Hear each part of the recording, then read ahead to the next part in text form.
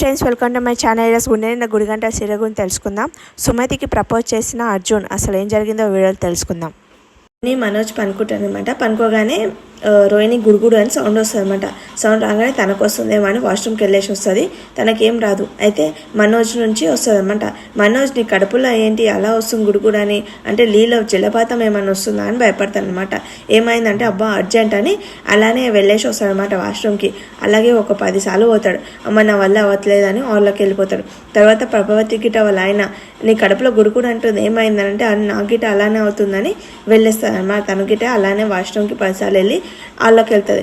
ఏంట్రా నువ్వు గిట్ ఇలా వచ్చావు, నీకిట్ ఇలా అవుతుంది ఏంటనంటే అవునమ్మా కష్టాలన్నీ మనకి వస్తాయి ఏంటి అని అంటది అనమాట. వాళ్ళు వస్తాడనమాట. దొంగలు అనుకుంటూ వచ్చి వాళ్ళని కొట్టడానికి పోతే అప్పుడే అరే మేము రానంటారు అనమాట.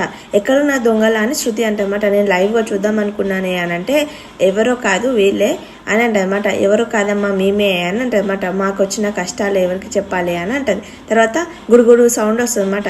ఎక్కడో జలపాతం పోతున్నట్లు శబ్దం వస్తుంది అని అంటాడు.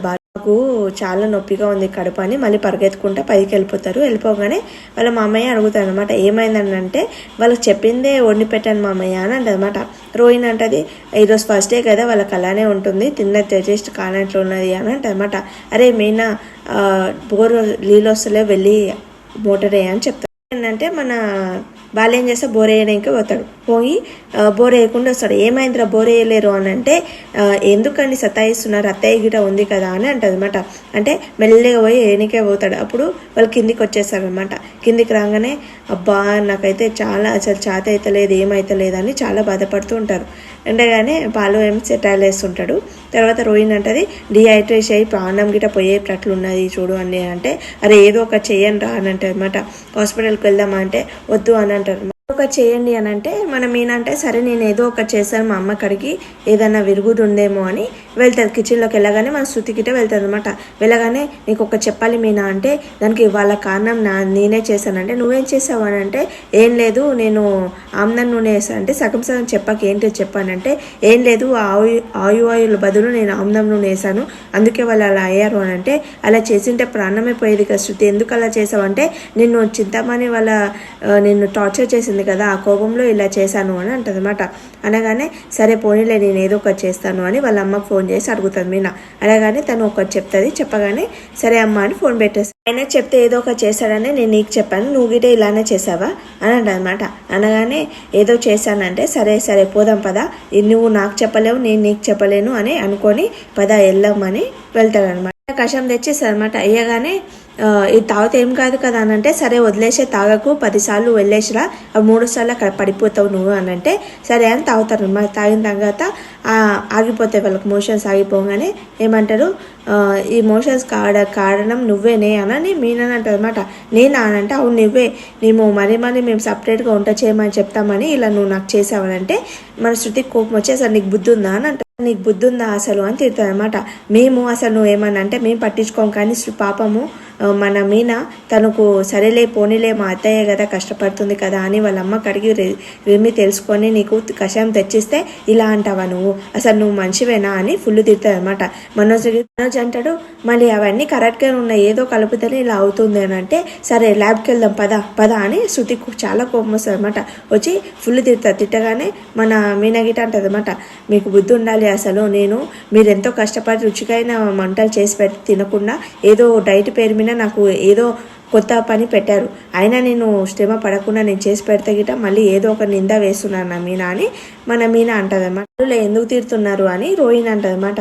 అంటే నీకు బుద్ధి ఉంది అసలు నువ్వు చేసి పెట్టాలి మేము చేసి పెడుతున్నామని తనని గిట తిడతారు. ఎవరైనా కానీ నోరు విప్పారనుకో మేము తిడతాం నేను మీనా చాలా కోపంగా ఉన్నామని బాలు అంటాడు. ఏమంటాడు అసలు నీకు బుద్ధి ఉందా అమ్మ నువ్వేమైనా చిన్నపిల్లవా నువ్వు డైట్ మెయింటైన్ చేయడానికి ఇప్పుడు సన్నపడడానికి ఏమైనా కాలేజ్కి వెళ్తున్నావా అని వాళ్ళ అమ్మని అంటాడు. తర్వాత అరే నీకెందుకురా డైట్ అవసరమా అని మనోజ్ని గిట్ట తిడతాడు బాలు.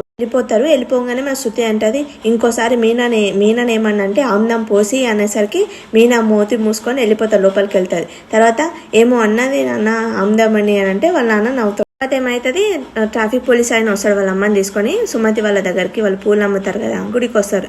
రాగానే పూలు ఇస్తుంది. పూలు, మీ అమ్మాయి చాలా మంచిది, మీ అమ్మాయి వల్లనే నేను చాలా బాగుపడ్డాను, తొందరగా నా ఆరోగ్యం అనేది నయమైందని చెప్తారనమాట. చాలా మంచిది అని అంటారనమాట.